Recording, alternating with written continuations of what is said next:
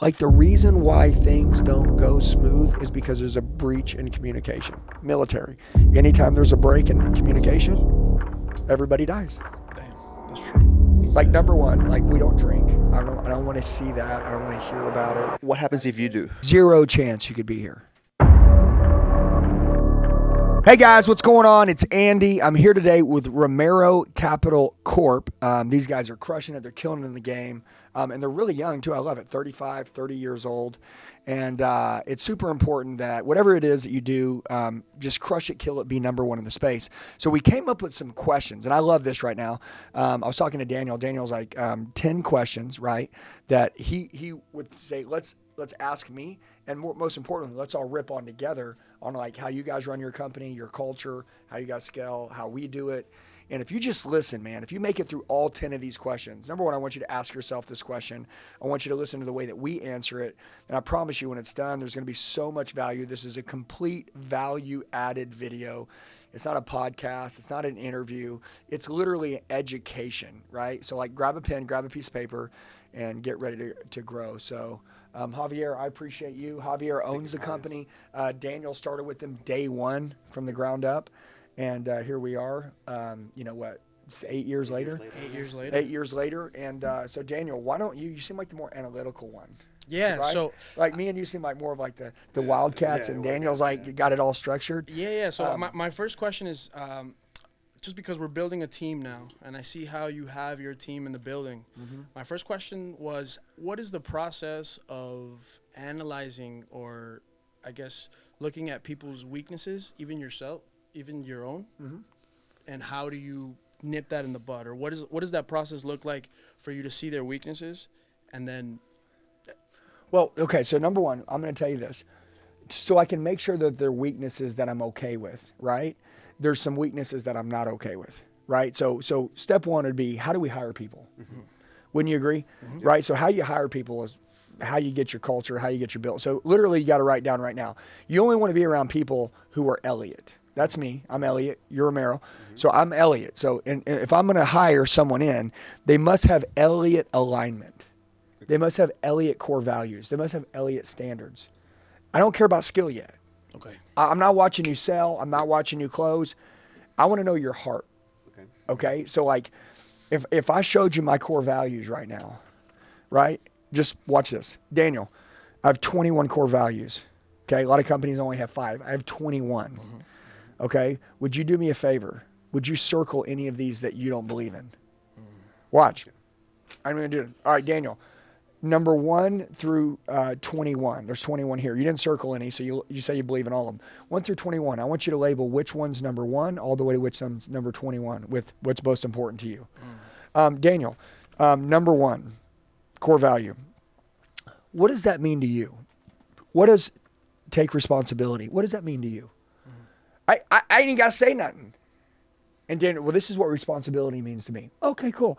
And then what does trust God mean in you? What does this be a team? What does this mean to never stop learning? Like if these are the core values, I'm going to let him answer. I ain't saying nothing. So when I say fix weaknesses, like if you're not the best at communication, if you're not the best at certain things, if you align with me, I say great people are built, not born. Selena, which you guys know, she was in the automotive industry. She wasn't in the coaching game. She's a 7-figure earner now in the coaching space. She aligned with everything. All the core values that we had, when I laid them out, she goes, oh my gosh, I've been trying my whole life to find somebody that has core values like that. And by the way, I want someone to hold me accountable even higher to those core values. And I imagine being in a place that the whole team has these core values.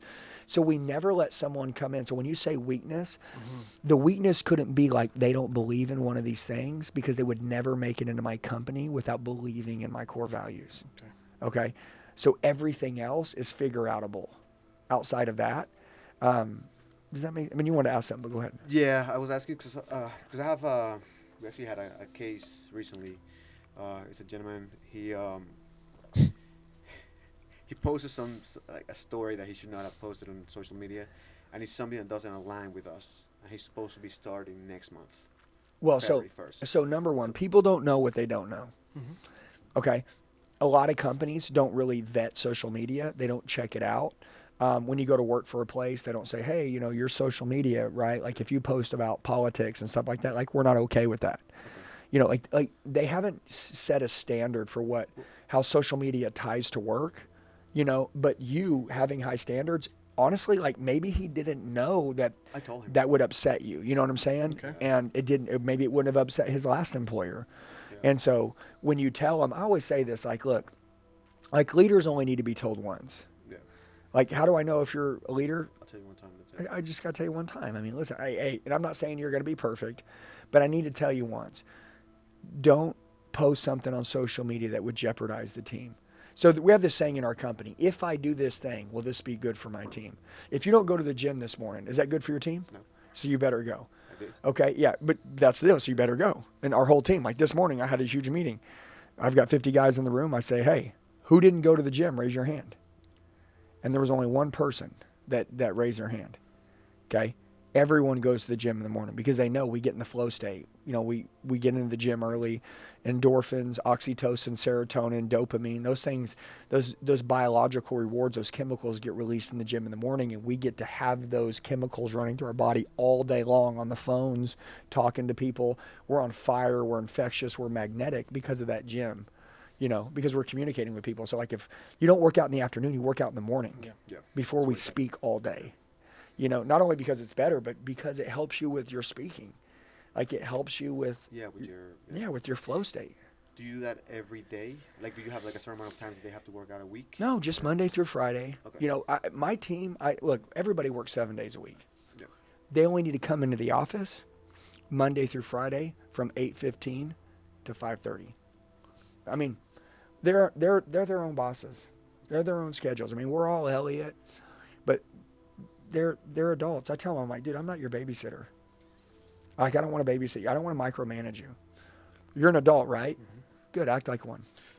Do you feel like because that's the standard in which you hire, you first look at the values of the person? Mm-hmm. Talking to Selena earlier, she was telling me that one of the things also that you guys might do is like when they come for an interview, you'll meet them out in the parking lot just to see like what your car like inside. So number one, if I am really interested, so we don't hire. So like first of all, like if somebody's like, I want to work for you, like there's not a place to come work for us. You would have to come through our coaching program. We would have to identify you as someone that's like, dude, this guy's and I always say this guy's a product of the product. Okay. Like he's a product of our product. Yeah. Like he's not this. Yeah, no one's going to be selling our product that hasn't been changed by our product. Like, I want my guys to have their life changed by this product. So when they're talking to somebody, they're like, oh, my God, are you kidding me? Dude, like, I'm not telling you this is life-changing. Like, it changed my whole life, like my life. And I can't believe that I'm here now giving you an opportunity to change your life. And so they must be products of the product. I interview first. Secondly, by the way, I'm always talking people into working here. It's my biggest fault. I'm a salesman. That's my problem. My wife, then she talks second. She talks everybody out of working here. She's like, first of all, Javier, you're not going to be any good at this. I know you kicked butt at your last job. I love that. But when you come here, you're around 50 alphas. These guys are very good at what they do. You're not going to be the best. I know that you believe you are, and I love you for that. But you're probably not going to be number one. And I want you to be one day, but you're probably not going to be right out the gate. Because there's going to be a lot of things you're going to have to learn. And these guys are really good. And they're going to take you and his family, but you're not going to be number one. I want you to be, but it's not going to happen. I see this happen every day. And so, Javier, what's going to happen in 6 months from now if you're not making money? You're getting your butt kicked. You thought you were going to be great at this, but you're not good enough yet. You going to quit? And then we have his wife there too. We always talk to the wife, like, what are you going to do if he's not making money in 6 months from now? And the wife will either say, well, if we weren't making money, we'd have to leave. Don't hire him. But if they're like, no, my husband don't lose. So if he was getting his butt kicked, I know he would pull it out and I would support him. See, that's what I want to hear. And then number 3, after we go me, we go wife, then we go to the team. And if I'm like, guys, I've got someone that I'm interested in, Jackie's interested in, we talk to his wife, we would like you guys to ask some questions. And then we bring them in front of the team with their wife. Okay? If there's another person, if it's like Selena, we'd bring her boyfriend. And then the team interviews them in front of a big interview group setting. And they ask questions, whatever they want. You know what I'm saying? Wow. And then if they make it through that, then the team accepts them. And then they're on. So pretty much the values are first, and then everything else is coachable, is what you're saying. So Yep. like if they're not great closers, you can obviously you'll coach Yeah. them that. Or if they're or like for example, I also What if you have the opposite? Yeah. yeah that's what I was that was my question. If you have the opposite of that, A great closer. a But then great closer, but doesn't have the no values or- no not like let's say they steer off the values a little bit. Yeah. They come in Zero chance you could be here. hot. Okay. Zero chance. So we have this rule. It says we never make decisions based off money. Okay. Okay? I hire long range. So when I hire somebody, I'm like, look, man, Javier, look, you don't have to be the best at sales right now. You don't have to be the best closing. I'm a sales trainer, okay? I can make you great. My team's great. When you see all this happen, you're going to become great. But I can't change these things in you. And nor do I want to. I don't want to try to save you. I don't want to try to convince you to believe in these Not a rehab things. center. No. I love you, man. But I've tried this before, and I spend years on people. And then I end up wasting my time. And I've saved a few. But I just want to find people that believe in this, and then I'll make them great. And so basically this means everything to me.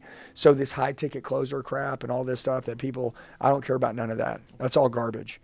You know, those people right there, number one, they chase money. Yep.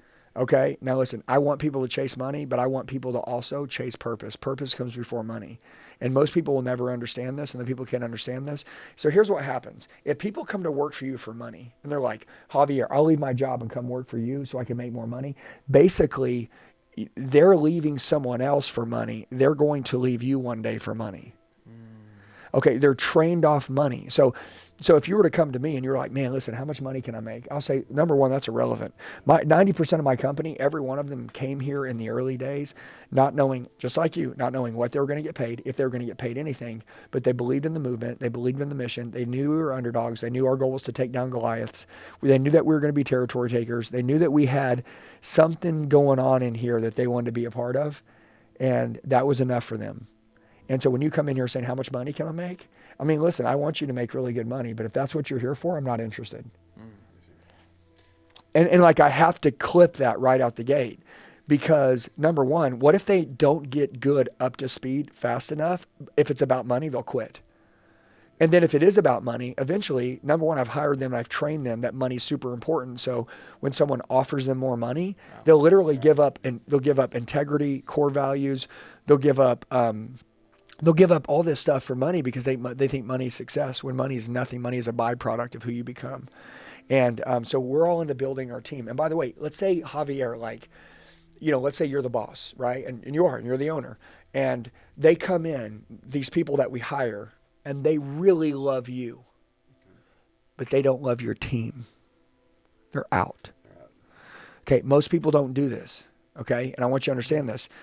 It's like people come in, they love me and Jackie, but then our team has high demands, high standards, right? And they all do stuff like every week, every other week, they all go play football together. They go play kickball. They all go together. They all go run together. And everyone on the team goes. And we've learned that if you don't go to those things, you get pushed to the outskirts of the team and you're out. And the team will rebel against you because they're like, this is how we stay close. Is that planned? Like The team plans it. building? I don't even do it. The team does it. Okay. And you may say, what do you mean? I'm like, they do it. Like if you were here this weekend, we had a huge event this weekend, right?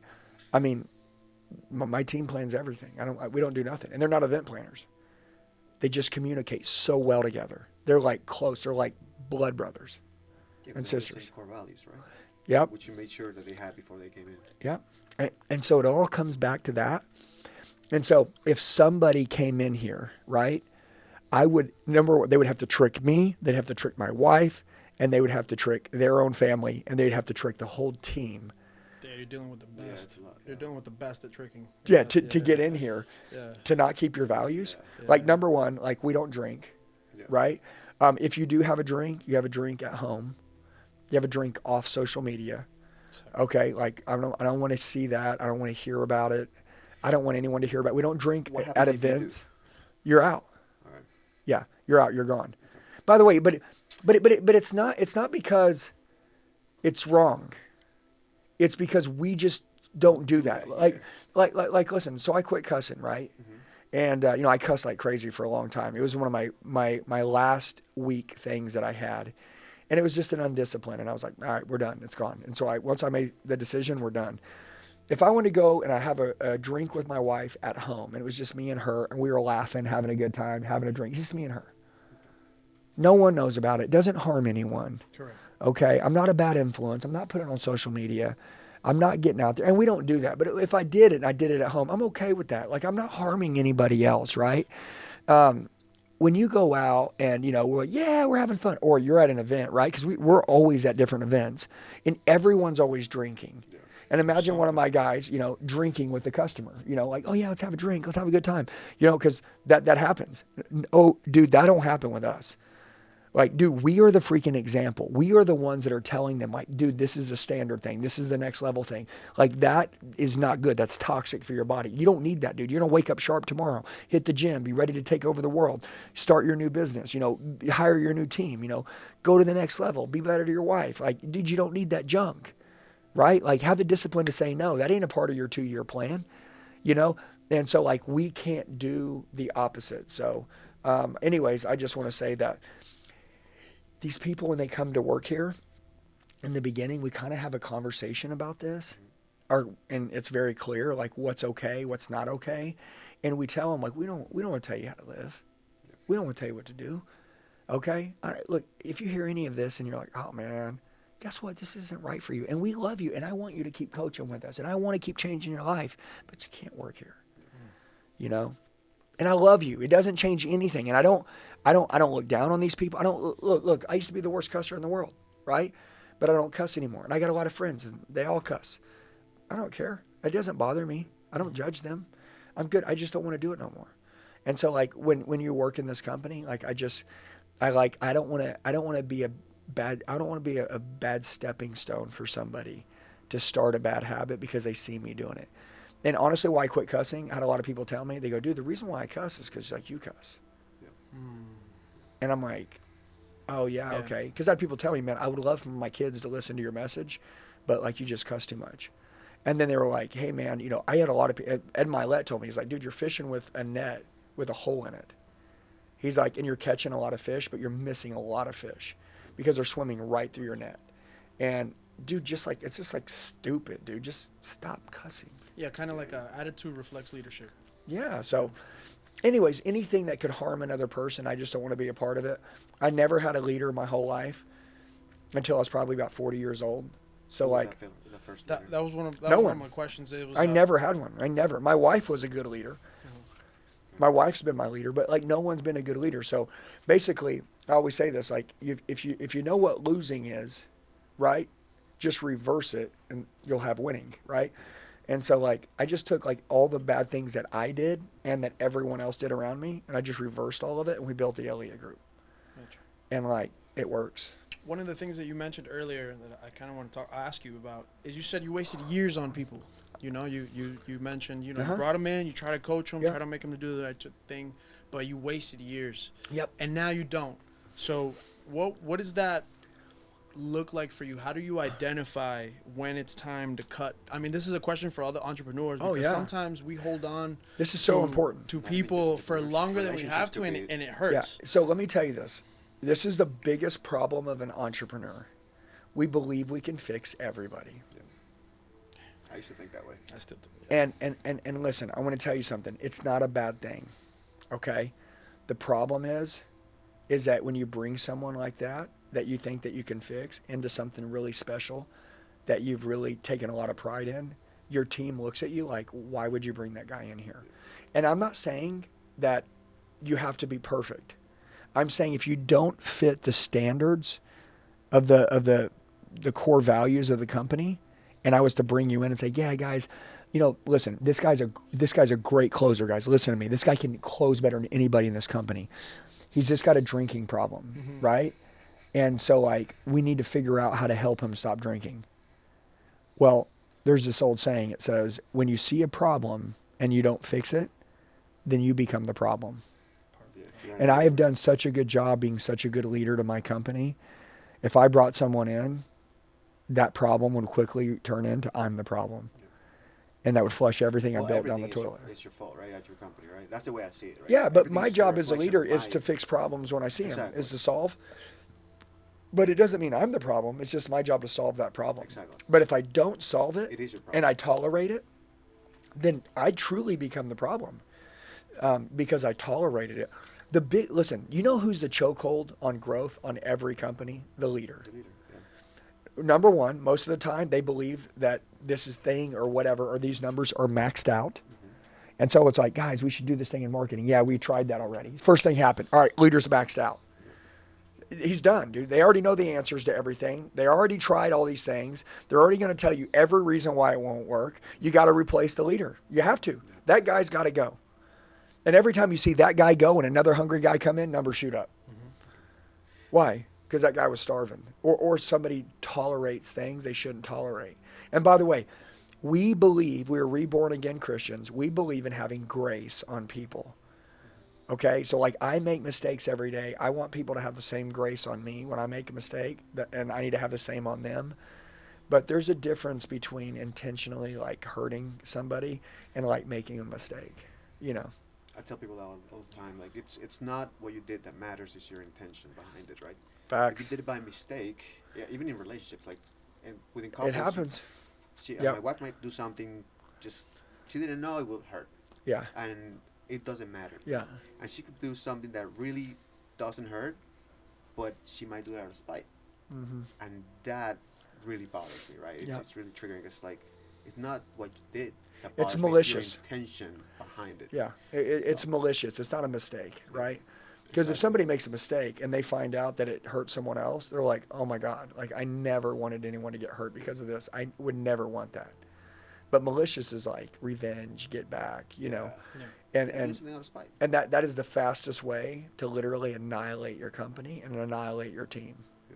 Yeah, is to have that going on between the team. So you're saying at this stage now, you're not even accepting that. Like you're not even trying to save them. You're not wasting any more time.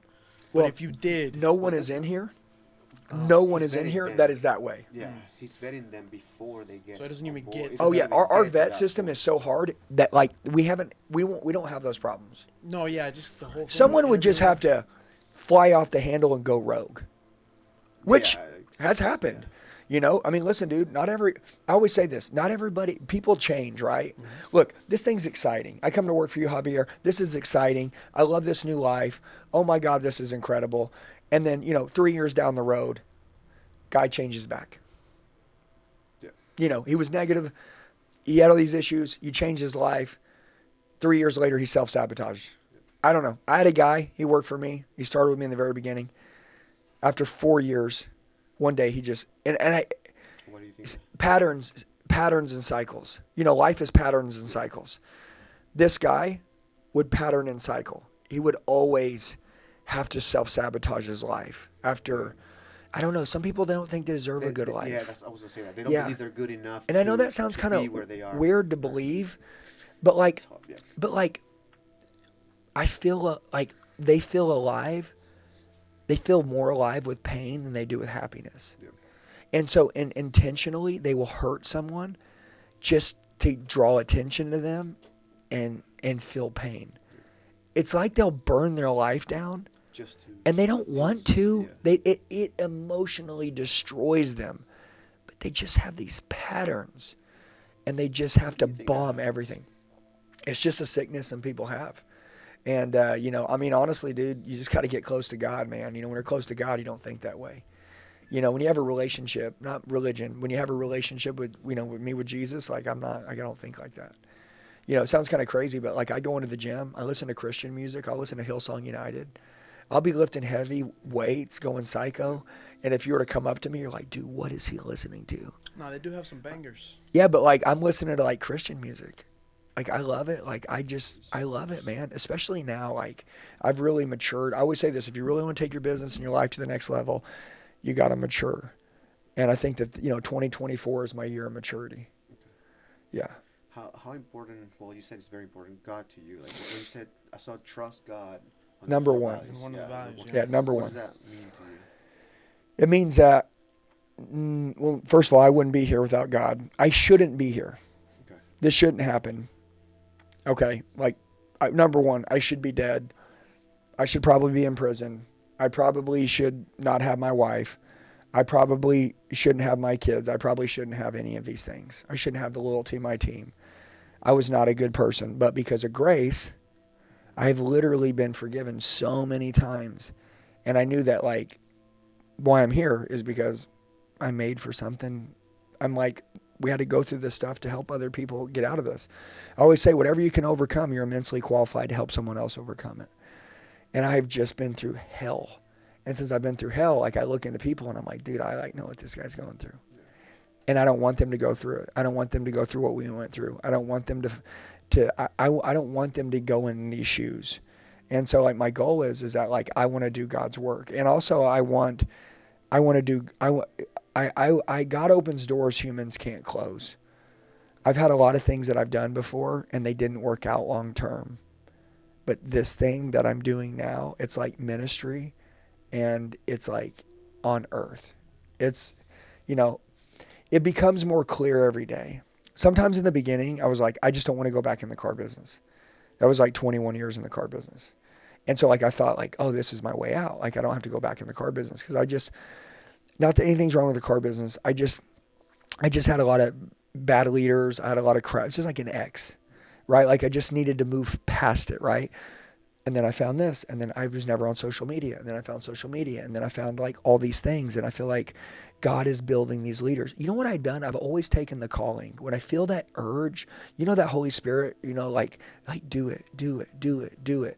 Most people are scared. They don't have the courage to become a coward. They won't take that next risk. Like, I'm always like, done, I'm in. Like, write the check, wire the money, let's go. Like, let's do it. Is that because you think God, that's your purpose? Like, that purpose brought to you by God, or like? Yeah, dude. Like, I believe that He's opened a door. Okay. Like, take it, dude. Like, it's a choice. Like, people always say, like, like trust in God, right? Yeah. Yeah, but God has to also trust you. Okay. Right? Like, you have to do this thing. You know what I'm saying? Like, think about this. Like, you're like, I trust God, and God's like, okay, go help her. I'm like, nah. And you're like, well, I don't want to go help her. It's like, okay, well, I can't even trust you, dude. Yeah. Like, I can't even trust you. Like, you're saying you trust me, but I can't trust you, man. Go. When I say go, go. There's a guy a year ago. I was upstairs and we had this training program. It was like 10, 20 grand or something like that to come into the office for 2 days and shadow our company and show you everything that we do.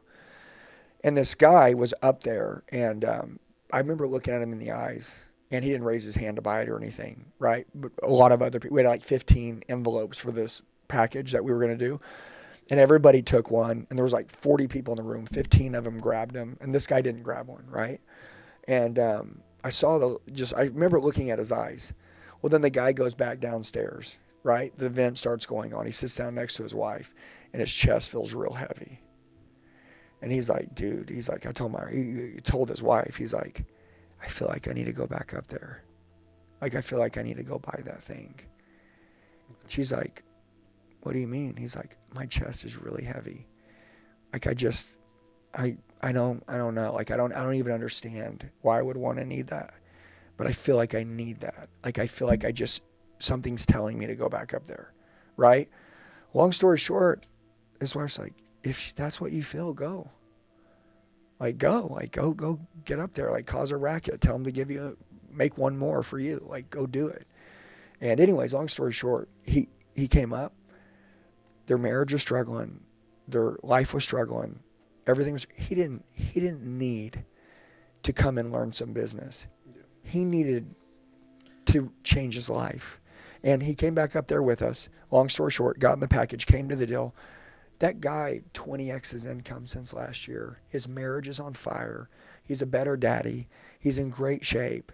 He's close to God. Man, I'm just telling you, dude, like, when he felt that thing, like, do this, like, he went. That's why I always tell people, like, people are like, oh, that's the God thing. You're trying to sell something. You're an idiot. Listen, when you need to do something and you feel presence over you to go do it, you go do it. Just do it. I mean, I've stood in a line before and somebody's like buying groceries and I'm like 10 people back. And God's like, go pay for their groceries. And I'm telling you, I'm like, I'm not paying for their groceries. Listen, number one, I don't like to be embarrassed. Like, I don't like to be embarrassed. So like, I don't want to cut the line, and it's really tight to get through there, and go up and then say, I'm going to go pay for their groceries. Okay, here we go. And you walk up, and the people are checking out, and they're like, how much is it? And you're like, I'll buy it. That just embarrasses the hell out of me. I mean, I don't know. Like, I do a lot of crazy stuff, but that one just kind of, like, I don't want to, I feel like I'm, like, showing off, or I feel like I'm, like, I don't know. It just makes me feel weird, right?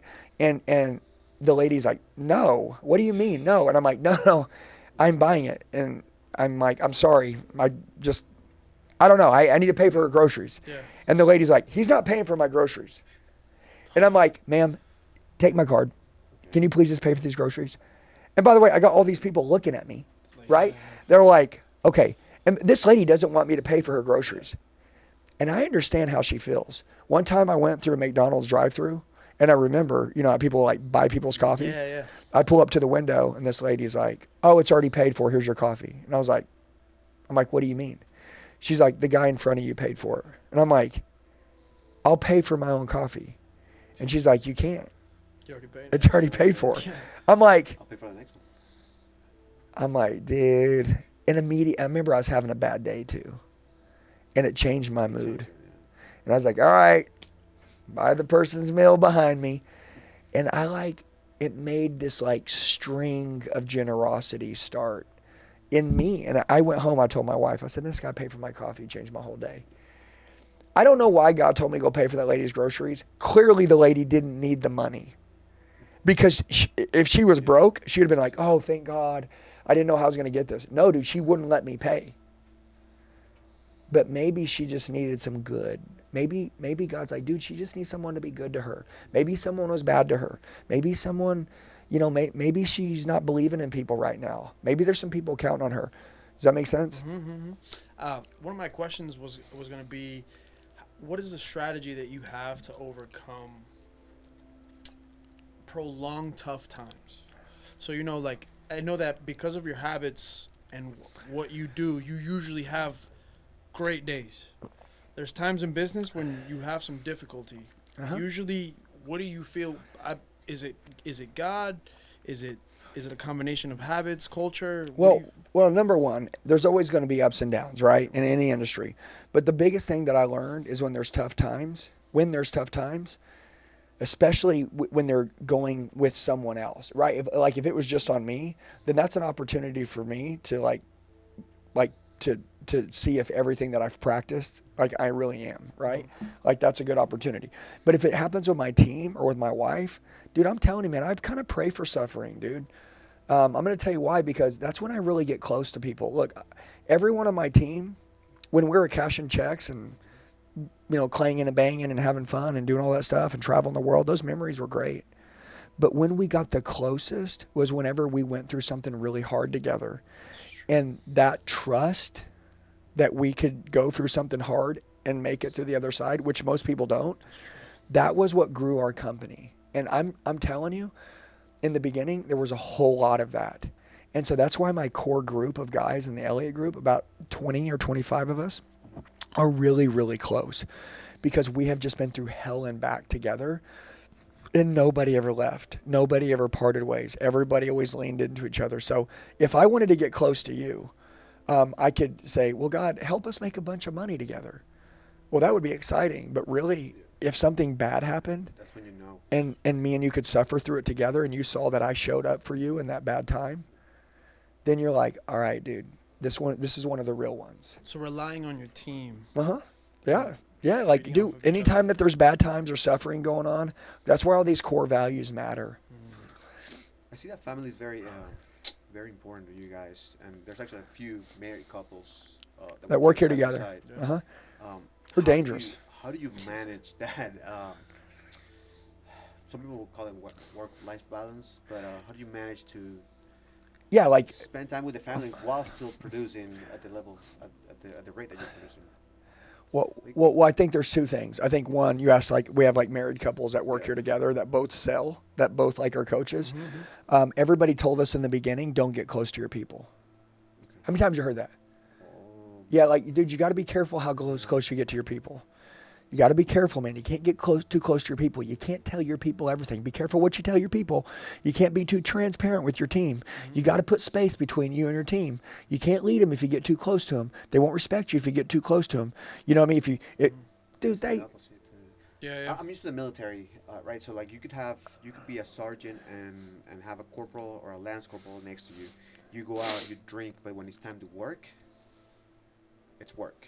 Yeah. And when you're, Well, we have been able if to the be world could close. all go through the military, Yeah. it would be great. If it was up to me, But- I'd send everyone to the Yes, exactly. No, I was just going to say, but because you're a militant, that makes sense to you.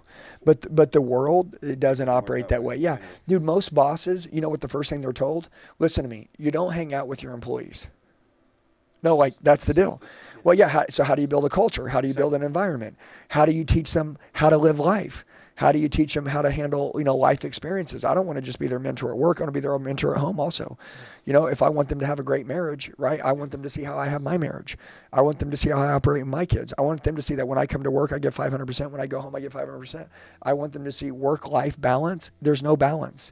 There's no trophy for balance. It's work-life integration. If you want your wife to support you, she will support you and have your back for everything. But when you go into work, you've got to give 500%. Then when you go home, you have to be present at home. How do you manage that? It's simple. Be where your feet are. If you're at work, be at work. When you go home, be at home. And then if there's time when you're at home, when you have to get on like calls and stuff, yeah, you have to have a space in the house that's like your designated space. Because, and I'm going to tell you this, it's like when I go out and I run around the whole house, what that means is dad is home. Okay. Right? Like it's time for the kids to play. Yep. They can play with me. But if I'm in the office and I'm working, right? Yep. They know that dad's working. That's why I'm in that office. Because I got things going on and I'm making calls. So they come in, they respect me in that office. And I know when they come in, they want to play. When I leave that office and I go out, that's playtime. And I don't bring work out there in the rest of the house. See? You got to create a communication that everyone can understand. Because if I take my work to the couch and now my kids and wife sitting there, we're all watching TV and I'm on my phone, dude, my wife's going to be boiling. I know. And my kids are going to be like, well, but that's the deal. So guess what? If there is work that needs to be done, say, hey, babe, I'm going to be home at 7. Look, I want to hang out with the kids until about 9, you and the kids till 9. And then when you go to take a shower and stuff like that, I got about an hour and a half of work I need to do. Or when I get home, I need to work for an hour and a half. And then from, 8:30 to 10:30, let's just hang out as a family. Is that okay? I just got some things that are important that I need to get done that I'll be in trouble tomorrow if I don't do today. Cool. I understand that. And by the way, your wife, all you're doing is communicating with her, and then she's communicating with the kids, and then your kids are, it's like, dude, like the reason why things don't go smooth is because there's a breach in communication. Military. Anytime there's a break in communication, everybody dies. That's true. One of the things that I also really like is not only that you're a family man and you create that culture within the group, but you also found a way to immerse fitness. Extremely important. And that's also one of the things that we are trying to develop. Yep, I see you guys doing it. So I guess the question was, what is your definition of fitness? Well, number one, it's just a lifestyle, right? Like it's not being a bodybuilder, it's not being an athlete. We say we call it like a business athlete, like a corporate athlete, like whatever you want to call it. I want our team to be physically fit because I believe in a little pyramid. It says physical, mental, business. If you're physically fit, your mind will always be mentally right, and then you'll kill it in business. And obviously, like your mind isn't your friend. It's not your buddy. It's not any of our company's friends. When you wake up in the morning, your mind has low self-limiting beliefs. It tries to make you live in the past. It tries to tell you reasons why you can't make it. I wish I could tell you that your mind like loved you to death and it was going to build you up and make you powerful.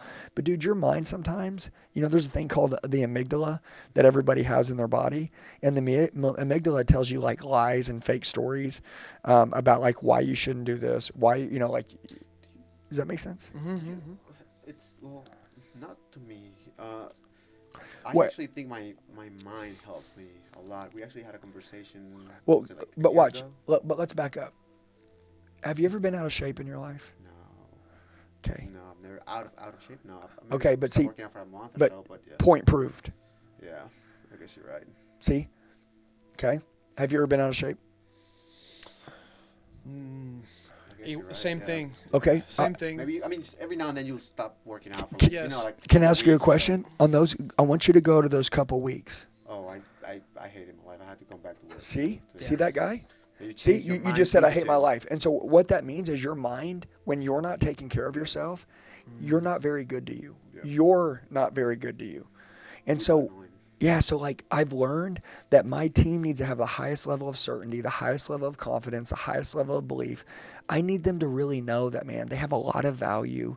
I need them to have that energy. I need them to just be on fire.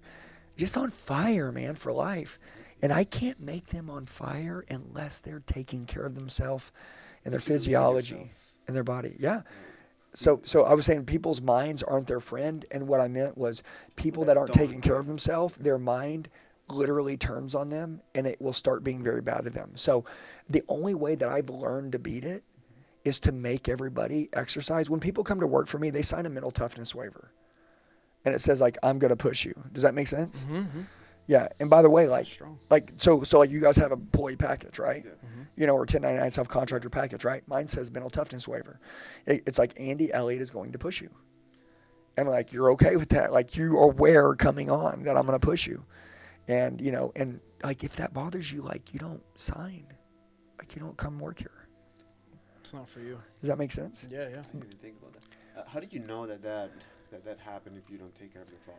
'Cause, I mean, you seem you're in pretty good shape, right? So, have you ever been out of shape? Yes. You have. Okay. Yes. We'll put up here on the screen. I'll show you when you're done. But like an old picture of me, Uh-huh.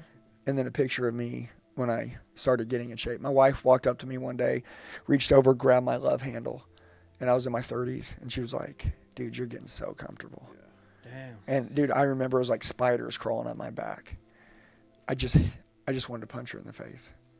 I didn't, but I wanted to. By the way, what really I wanted to do was punch myself in the face. Yeah. Yeah. Because when I was 26 and she was 24 and she married me, I was jacked. I was ripped. I was in the best shape of my life.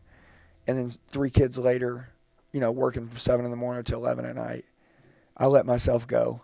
And, you know, and you know, I don't want anybody to ever go through that, but I'm sure 99% of the people who are watching this, like, understand that deal. And honestly, dude, I just drew a hard line in the sand. And I learned that my physical fitness really relayed to, like, how good of a father I was, how great of a husband I was, you know, It's how just an well I example did. for the kids too, right? 'Cause you Yeah, can't but expect your every kid to be- every Yeah. area wasn't as good as it could be because of that area. And so I fixed that, and dude, I was like a new man reborn. So that's like the primary thing, right? The physical fitness. Are there other things under that Yes. contribute, like Reading. reading? Huge. Yes, listen. So this is, if there was one thing they got second to that from this whole thing, well, third to that because God's number one, would be the greatest gift you can ever give yourself. The greatest gift. It isn't a Rolex. It isn't some new shoes. It isn't a Ferrari. It's spending time working on yourself. And most people just don't take the time to work on themselves. They'll do it sometimes, I don't- and they love it. But then they get so busy, they're like, oh, well, I trained for Sunday for an hour, and, you know, like maybe next Sunday I'll get together. So every morning I spend 30 minutes working on me. And, dude, it is priceless. It is the best thing I've ever done in my life. It's a gift to me. I want to do good. And when I take time just learning, like, dude, I do so good. When I don't learn, honestly, I become a piece of poop. What habits do you have that maintain you like doing that? So like, do you wake up at a certain time? Do you have like, Yeah. okay, from 4 a.m. to 5 a.m. I do this? Or Yeah. Well, I like to do it in the gym. Okay. Personally, right? It's either I'm listening to, like we talked about, like some Christian music in the gym. You know, I used to listen to like some crazy music in the gym, but like I kind of was like, my mind is crazy anyways. What's crazy? Well, like, Like heavy metal? yeah, just like hard stuff, like Yeah, stuff yeah. that would really, you know, get me wanting to punch someone in the face, you know, Yeah. thinking about somebody hurt my family or something, you know, like, Yeah, just get Yeah. riled up. like Yeah, just yeah, riled yeah. up, you know, but I actually, quite the opposite. I put on Christian music. People are like, oh, I couldn't lift hard and listen to Christian music. I don't know, I can. Like, I don't understand it, but I can, and I actually really like it. It's an emotion. You know, yeah, I like, think it's the emotion, yeah. Yeah. I pick my songs based on emotion. So like if I feel, you know, hyped up, I might put some rock or something like that. If I feel like I miss my family, like in Venezuela. I put some music, like Venezuela music. I feed off whatever emotion I'm feeling at that time Yeah. to work out and use it as fuel for the workout. But Yeah. that's just me. Yeah. Yeah, so that's a big one. And then also another one is in the gym, I'll listen to self-development. Like I chew up all kinds of training. Let's say it was a self-development deal with like Tony Robbins. I'm just using an example, right? Well, then I would just play that and listen to it, and I would just let it feed my brain. Or it could be, David Goggins sometimes, like if I'm like feeling I don't have that edge, but even Goggins, that could be a mindset builder, right? And then sometimes it could be like, Ed Milet, Andy Frisella podcast, or Patrick Bet-David, like I love, there's a great Tony Robbins, Patrick Bet-David podcast just dropped. It's 2 hours long. I watched it last night. Man, that was amazing. It's like that stuff from these goats, right?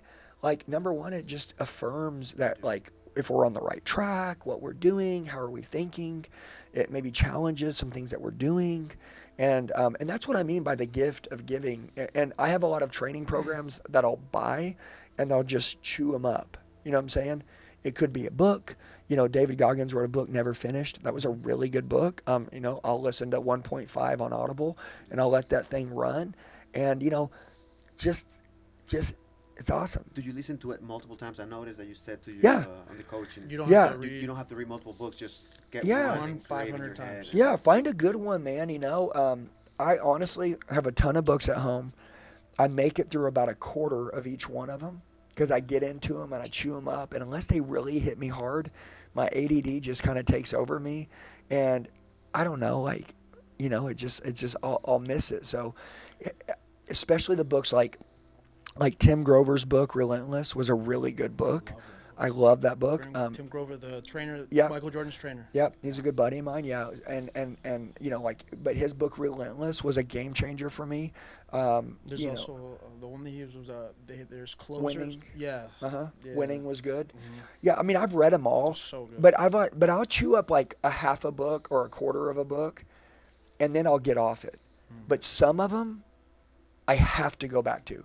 And so like Relentless is a yearly book.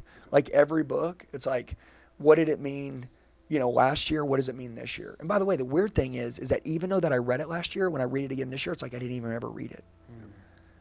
Because I'm at a different level of maturity now. And, maybe last year it was like psycho. And then this year it's like, oh man, like grow up. Breathe. Yeah. It's like, oh man, like it's a different message, It seems like, you obviously have great self-awareness.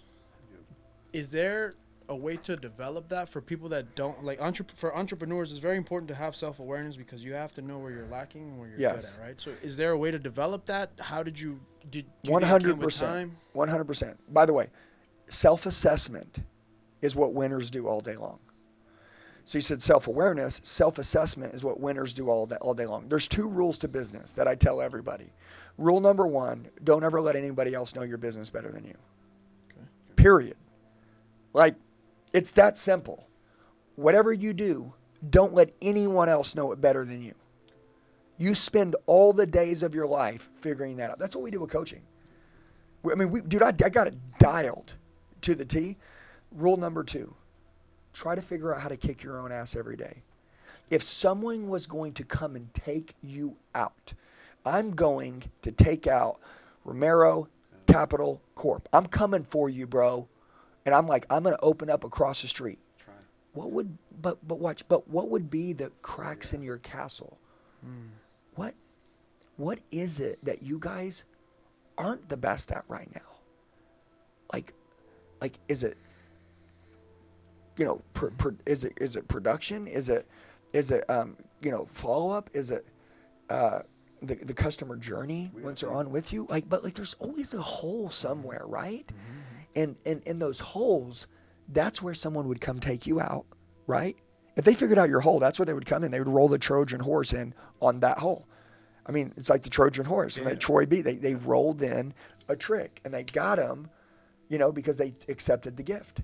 And so I call that like the Trojan horse, right? Like they'll find the crack in your castle, and they'll take you out. Everyone has a crack. Everyone. It's impossible not to. And so you got to think, like, if I was to go and compete against myself, turn it around, Where would I attack myself? where would I attack? Where would I attack that guy? And I'm like, oh, I would do it there. And that thing, go straight to the leadership meeting immediately with the board team and be like, guys, we have to fix this now. If someone was going to come against us and beat us, it would be here. And so, like, that would be the area that we work on. And so, anyways, I just think, like, don't ever let anybody else know your business better than you. And then try to figure out how to kick your own ass every day. And that self-assessment, like, winners look in the mirror and own their stuff. And then losers, like, always, like, give away the power to change something, to make excuses. I do that with beliefs. I've never done it with the company, but probably should do it. You've been doing well with what? Well, with what? But I believe, right? So if I believe, whatever, right? I always try to argue the other point to see if what I believe it's actually right or wrong, right? But I've never done it with the company, which is actually a good take. That's a great idea, yeah. Because we only really think about our strengths all the time, kind of. Yeah. You know? I mean, obviously we know. Well, and your lack. weakest link is that, dude, I'm telling you, dude, look, what if it was compliance? Right? Like, it's like we're making a lot of money, but then no one thinks about compliance. Yeah. And then next thing you know, like, that's where you get taken out. Listen, businesses are always changing. Business is always changing. Life is always changing. People are always making a mistake at some point. If we quit watching recorded phone calls, right, of your sales team, right, we quit watching the film, how do we know one day if for some reason they get off track and they start making guarantees that, like, aren't FTC compliant or whatever? And next thing you know, one day they come in, you're like, well, we don't do that. And they're like, yeah, dude, we have, like, over the last year you've been doing this. And you're like, dude, like, we started making money. We started growing. In the beginning, we did this. We don't do this no more. Oh, my gosh. It's like all these little things are, like, things that we have to do. So that's why, like, self-assessment is something that high-level entrepreneurs, like, do, like, every day. So self-awareness is, like, key to winners. Winners just, they eat, sleep, and breathe it. You know what I'm saying? And how do you develop that, or, like, I guess that's my question is, because there's people that think they're good leaders, but they're not. So, like, how do you, or, like, for example, let's say we hire somebody, and I know that they think they're really good, but I know, hey, man, you're lacking here, here, here. How do you, because that's something that has to come from you, right? Like you said, because if not, you're just going to waste time trying to change people. Is that self-awareness also passed on, do you think, through your leadership style? So number one, step one of being a leader is self-leadership. Right? So I tell everybody, like, the way you lead yourself will determine whether anybody else will want to be led by you. Okay. So, like, I look at people and I'm like, hey, how good is your decision-making abilities? Like, how well are you taking care of yourself? How well are you doing everything? So, like, I'm watching people, and then if they're in their life not leading themselves well, like, they're not a leader. Like, that person right there, like, those self-assessment things, I always say this. We always say this, like, in our company. Do we have permission to be direct with you? Right? Like, I always ask everybody, I'm like, hey, can I have permission to be direct with you? Yes? Okay. I'm looking at you right now. I see 3 things. By the way, look, if I didn't love you, I wouldn't tell you this. Right? Like, I'm going to wear my heart on my sleeve, and I always go by this saying, love, don't lie. The only people that lie to you are people that don't love you. Okay? If you're falling off right now, and I don't say anything, and I let you slide, I don't care about you. I want you to remember what I said. If I see someone doing something that isn't their best self, if I don't tell them, if you had food on your face right now, would you want me to tell you? Yeah. But that's kind of embarrassing. Hey, bro, right there. Yeah, you got that thing. It's like, what? Wait, what? It's like, it's kind of embarrassing. But guess what? Only your real friends will do it. Okay? I sit there. There's this, I'm just giving an example. There's this guy, he walks out of this event. He ate breakfast. 3 hours later, remember, breakfast was 3 hours ago. 3 hours later, he comes up and talks to me. Guy's got food on his face. Just no one told him. Dude, every person that you have spoke with from breakfast to now isn't your buddy. Yeah. Literally. Like, understand this. Like, if you are lucky enough to have someone that will tell you the truth in life, cling close to them. So in our company, we always tell people, we say, hey, can we have the right to be direct with each other? And love don't lie. And so, like, basically, if we see that someone isn't holding the standard or holding their potential, we are very direct with him. We call it the cold, hard truth. We always say, do you want to be fed ice cream like a 2, 3, 4, and 5-year-old and be, and like be happy and be, like be treated like a little kid? Yeah. Or do you want the cold, hard truth and be treated like the badass leader you say you are? Right? Like cold, hard truth is the key. So like being direct is like super important. And so I think that it's a part of the culture. It's a part of the code that you have in your office. It's something that you have to ask your team. Say, hey guys, do we want to be like really like direct with each other and always hold each other accountable and grow? Or do we want to walk around on eggshells around each other and be afraid to offend each other? Like everybody needs to decide, what kind of culture do we want? No, we don't want to walk around on eggshells. We want to tell each other the truth. Cool. Well, guess what? If you're looking to get offended, you'll find it. If you're looking to grow, you'll find it. Tony Robbins always said, if you look for green, right? He's like, close your eyes, everybody wake up, look for green. And you see green. And then he's like, okay, now look for red. And all of a sudden you don't see green, you see red everywhere. It's like whatever you're looking for, you'll find. You even turn colors that are not red into red. Yeah. Same deal. How do you work on your delivery when you're doing that? That's one of the biggest issues I have, which is actually why he helps me a lot with that. Being from the Marines, I can be very straightforward. Right. And like, but you got to wear your heart right here. Okay. This is key, bro. Watch. Your heart has to be right here. Okay? So, number one, I'm going to give you the best advice ever. Anything you say, Javier, we finish it with love. Okay. Right? Hey, listen, man. I'm going to tell you this, dude. You can work way harder than you're working now. Okay? And listen, I'm only telling you this because I believe in you and I love you. I've always believed in you. And I've always loved you. I've always seen that next level in you. If I didn't care about you, I wouldn't tell you to work harder. If I didn't think you could work harder, why would I ask someone to bench press 500 pounds? They could only bench press 200. I would only ask someone to bench press 500 if I thought they could bench press 500. Brother, you have so much more in you. Okay? See? And I'm only telling you because I love you, man. See? And now you're taking it as a compliment for me to correct you. Okay? So there's a saying. It says, when you're direct, as long as you finish with, and I'm only telling you this because I love you. And I'm only telling you this because I believe in you. And I'm only telling you this because I know your potential. And I'm only telling you this because I want to see you go to the top. You see what I mean? Yeah. So like that, which to is me, the truth, right? That's really what I mean. It's just yes, sometimes but you're not saying it. Yeah, sometimes Right. I forget that part. Yeah, listen. And plus, I want to tell you something. If your girlfriend comes up to you and goes, "Hey, pick your clothes up off the floor," like I don't like the way you're telling me. Yeah. Okay, but listen, is it the truth though? Do we need to pick your clothes up off the floor? Yeah. Yeah, like you missed the hamper by like 1 foot, dude. You just had to open it and throw it in. But she doesn't like that. But if she said, "Hey, babe, would you mind putting your clothes in the hamper?" You're like, "Sure." Yeah, a bit different. The delivery is freaking everything, man. The way that people say things is everything. And so many people, wives, husbands, reason why they don't get what they want is because they don't know how to deliver it. Does that make sense? Yeah. So that's basically what you were saying, that like. Yeah, I know your deal, man. That's the military, bro. Yeah. By the way, I love it, man. And you know what? Alpha leaders, right? Like alpha leaders, like they love that. Yeah. They don't want to work for some He loves it. coward. I do, because whenever he tells Yeah. me, like, hey, man, he's like, dude, you're messing up right here. You did this. And I'm like, Well, this morning I was kind of an asshole to you. So like, cool to me? Yeah, because he's wearing that boot, right? We went to work out at 5 in the morning. Yeah. He showed up at 5:10. I showed up at 5:10. All right. And then he's like, well, I have a boot. It slows me down. I'm like, do you want me to feel sorry for you? Wake up earlier. Well, that right there is called brotherly love. Yeah, that's Okay. cool. It is, right? Cause Yeah. Hey, do you want me Yeah. to get you a tampon, buddy? He's like, Yeah. what do we Yeah, need? exactly, What do we pretty need? Need some much. Kleenex? You need to Pretty sleep much. in? He's like, You want me to go to the gym and I'll send you a video of me You- working out so you can feel better? Pretty he can much. Like- do it. He can take that. Yeah. Well, but when but we that's talk about very other- rare. other No. See, employees- but that's the reason why he's your number two. Exactly. No, I know Does that make sense? I know Yeah. that. I got the. I listen. I'm telling you. I know exactly what you mean. But for the rest of the world, Exactly.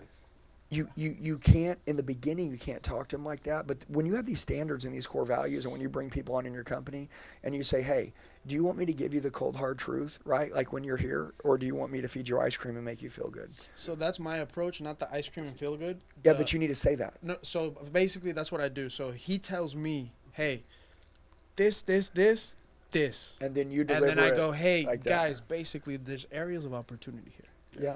You He's know, my like translator. that. Yeah, you're the translator for him. Yeah. Which, by the way, is very important to have, and it's part of the art of building. Well, I always say the art of building a hero-making machine. You know what I'm saying? Like if you want to build something massive, you got to have a team. You know, an individual can be beat, but a team can't be beat. So you guys, no matter how good you guys are, it doesn't matter. If you can't clone yourself, you're worth nothing. Okay, and so. That's a strong, Yeah. So the goal is you got to clone. But everything that we went through on this podcast, on this training, on this education video, if anyone could take any of this and just duplicate this into their life, they would be extremely successful. What is something that you guys want to finish out with? If you were to say something to an audience, right? You got your audience. They're here. If you were to give them, something to, you guys started your own business, right? It's scary. Mm-hmm. You took a lot of risk. You went and worked for him. He said, hey, there's no money guaranteed, right? What's a piece of advice, Javier, to drive it home that you would share with the audience before? Well, a couple things. One is believe in yourself, right? Because if you don't believe in yourself, why would he believe in me if I didn't believe in myself, right? Facts. So that's one. And the other one, which I think it's pretty big, are habits. Make sure you have the right habits to keep you moving forward when things go wrong, your habits will keep you. They'll carry you through. Right? Yep. So I think those two things are very important when you're starting a business. I got a buddy that went through some really hard times, and he said the only thing that helped him through everything was that he continued to stay consistent with his gym and eating clean through those nightmares. And he goes, dude, because of that, his mental mindset stayed straight, and he made it through it. Mm-hmm. He said, had I broken that, I would have lost. And it goes both ways. I was telling the guys the other day, because in our business you can make a lot of money, right? Uh-huh. So I'm like, okay, so what happens when you're making $30,000, $40,000 a month and you don't have the habits? What are you going to do? You're going to go out party, you're going to go out dating women, you're going to go out chasing women, you're going to go out blow it. And what is that going to do to you as a person, mm-hmm. right? Because you could keep having money. There's a lot of people that have a lot of money, but they're mm-hmm. lost. That's they're facts. lost because they don't have, because they have money, that they don't have the habits. They're Yeah. lost because they don't have the habits. Yeah. So I think it's habits are a big foundation to your whole life. Yeah. Daniel, what do you want to finish out with? I would say the consistency part. It was the stream that broke the rock, or something like that. The consistency mm-hmm. of the water Yep. is the one that breaks the rocks. Not necessarily because of its strength, but because of its consistency. So I would say for me, that's worked for me. Just being consistent in working, staying fit. Also, keep learning. Yeah. I obsessed with learning. Always, yeah. I'm always looking to learn, or I'm always asking questions. Mm-hmm. I feel like the learning never stops. Yep. And once you understand that, then the growth is You're dangerous. unlimited. Yeah, guys, we'll finish this out, and I want to say something. I learned this a long time ago. I heard Tony Robbins say, and he was one of the first guys I always started with, so I studied like everything that he had in the beginning. I learned everything. And he said, when people are at the bottom and they want to go to the top, they can be helped as long as they're looking for answers. If they're looking for the answers, they're going to grow. They're going to get out of that spot. He said, when people are at the top and they're killing it and crushing it, and they're the 0.0001%, those people operate from a state of madness, and they will continue to grow as long as they are looking for answers. But the people that are in the middle, that are no longer looking for answers, that are comfortable, can't be helped. And so if you're on this right now and you're looking for answers, how do people find you on Instagram? They can go to Romero Capital Corp. Uh-huh. That's Instagram. YouTube is Romero Capital. And our website's RomeroCapitalCorp.com. I love it. You guys, do you got your Instagram too, or do you guys use the same one? We'll use the same one. Okay, good. You guys go follow them on Instagram right now. Shoot them a DM. Reach out to them. Whatever it is you guys need, we got your back for life. We covered a lot of things today that will totally transform your business, change your life. But make sure that you guys go follow them right now. And anyways, I know you guys drop a lot of mad content, and it's cool. And we're out here in Scottsdale, and we'll change your life forever, man. I appreciate you guys. Daniel, appreciate you guys. Thank you for the sweatshirt. Yeah, you look good, dude. Yeah. You look good. If my girlfriend Elliott watches Army. this, I love the sweater. This was cool too. It's Yeah, we're saving it for it's not in my brand box. Yeah, It's not in we're my saving brand. it for a special occasion. Yeah. All right, love you guys. See you in the next video.